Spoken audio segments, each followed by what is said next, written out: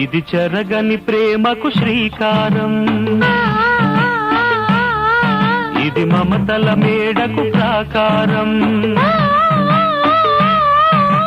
పండిన కలలకు శ్రీరస్తు, పసుపు కుంకుమకు శుభమస్తు, కనివిని ఎరుగని అనురాగానికి కలకాలం వైభోగమస్తు, కలకాలం వైభోగమస్తు.